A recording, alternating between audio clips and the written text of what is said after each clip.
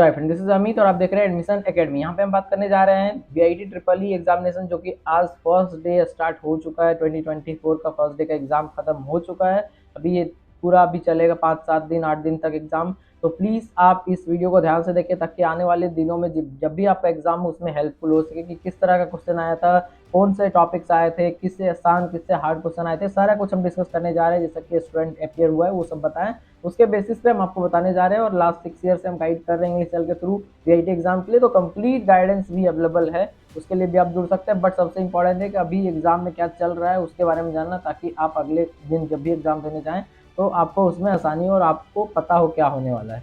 तो सबसे पहले अगर बात करें तो ये जेईई मेंस का एग्जाम नहीं था। जेईई मेंस के लेवल से बहुत नीचे आता है एग्जामिनेशन, और जो वीआईटी का लेवल होता है उसी लेवल का था, थोड़ा सा अप था। आज 3 शिफ्ट था एग्जाम, तो मिडिल शिफ्ट जो था वो थोड़ा सा टफ था, बाकी दोनों थोड़ा लोअर साइड में थे। बट ओवरऑल अगर कंपेयर करें डिफिकल्टी लेवल तो ज़्यादा कोई डिफरेंस नहीं था तीनों में। बट हाँ, जेईई मेंस से बहुत लो था। आप लोग मैक्सिमम लोग जेईई मेंस दे के गए होंगे तो आप लोग को बहुत ईजी लगा होगा, बट ऐसा नहीं है। कॉम्पिटिशन आया होता है, सबके लिए ईजी है, हार्ड है तो सबके लिए हार्ड है। बट यहाँ पे क्या है कि निगेटिव मार्किंग नहीं है, तो बहुत सारे लोग 125 का 25 करके आते हैं, बट बहुत सारा गलती हो जाता है। तो जो भी गलती हुआ है वो आपको रैंक में इफेक्ट करेगा। आपको लगेगा निगेटिव मार्क नहीं हो रहा है, लेकिन आपका 90 मार्क्स आया और किसी और का 90 मार्क्स आया और आपका ज़्यादा निगेटिव गलती हुआ है और उसका कम गलती हुआ है, तो आपका रैंक खराब आएगा, उसका ज़्यादा अच्छा आएगा। ये रूल है इंटरनल, ये कोई बताता नहीं है। बट रिजल्ट के बाद आप इसको गैस करेंगे कि कुछ बच्चे लोग बोलते हैं मैंने सेम मार्क्स लाया बट उसका रैंक अच्छा है, मेरा खराब है। तो इस तरह से ये इंटरनल चीज़ होता है वीआईटी में, जो कि हम आपको बता सकते हैं और रिजल्ट के बाद आपको भी दिख जाएगा।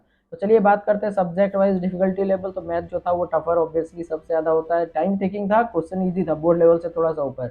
बट इसमें अगर इंपॉर्टेंट चैप्टर का बात करें तो आपका matrices determinant, vector, 3D, probability, permutation, combination, statistics और आपका binomial theorem, sequence series, set, relation, function, ये सारे चैप्टर जो थे वो इंपॉर्टेंट, क्योंकि इसमें से इजी क्वेश्चन और ज़्यादा क्वेश्चन आए थे। अब ऑब्वियसली कोनिक सेक्शन और कैलकुलस से भी क्वेश्चन था, बट वो हार्ड था। अगर वो आप करके रखें पहले से तो आप करके जाएं, अदरवाइज उसको पूरा स्किप करें, क्योंकि अभी 2-4-5 दिन में वो होगा नहीं। तो ये था मैथ का। इसके बाद फिजिक्स का बात करें, मॉडरेट टाइप का पेपर था, ज़्यादा टफ नहीं, ज़्यादा ईजी नहीं, कुछ ट्रिकी क्वेश्चन थे।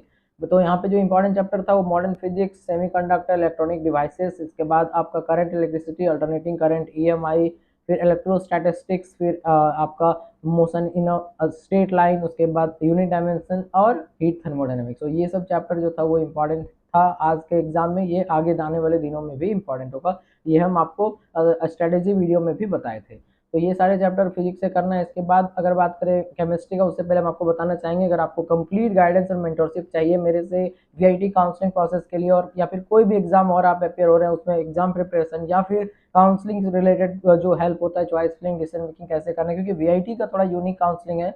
यहाँ पे आपको बेस्ट कैटेगरी बेस्ट ब्रांच दोनों चाहिए होता है, तो उसके लिए काउंसलिंग एक अलग तरीके का यहाँ पे है भी। Phase 1, phase 2, phase 3 phase wise होता है। अगर आप मिस करते हैं तो आपका पूरा काउंसलिंग चला जाता है। तो इसलिए ये इंपॉर्टेंट है कि एक्सपर्ट का हेल्प लेके ही आप उस काउंसलिंग को करें, अदरवाइज मिस हो सकता है।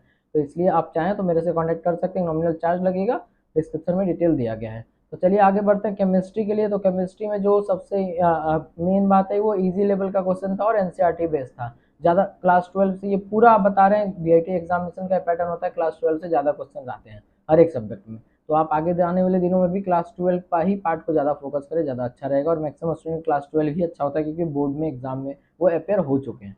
तो चलिए बात करते हैं इंपॉर्टेंट जो चैप्टर था, बायोमोलिकुल्स, पॉलीमर, इसके बाद आपका solid state solution, chemical kinetics, electrochemistry, surface chemistry, फिर structure of atom, chemical bonding, फिर D F block of element, coordination compound, periodic table और हाइड्रोजन, ये सारे चैप्टर जो थे वो इंपॉर्टेंट थे केमिस्ट्री में। तो ये सारे चैप्टर को आप अच्छे से करके जाएं।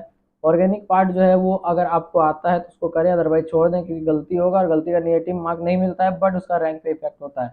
इसलिए कोशिश करें कम गलती करने का। ऑब्वियसली आप लोग 125 के 125 टारगेट करेंगे, बट कोशिश करना है कि कम से कम गलती करें, जिससे कि रैंक पे इफेक्ट ना हो। तो ये था कंप्लीट रिव्यू जो है आज का एग्जाम का। इसी तरह से अगले दिन भी आएगा, और marks versus rank versus college जो है हर एक category wise, VIT, Vellore, Chennai, AP, Bhopal, ये सारे के लिए हम बहुत जल्द देने वाले हैं। अपडेटेड इन्फॉर्मेशन एग्जाम के बाद जो अभी करंट के हिसाब से बनता है वो बहुत जल्द आपको इस चैनल पे मिल जाएगा। Thank you.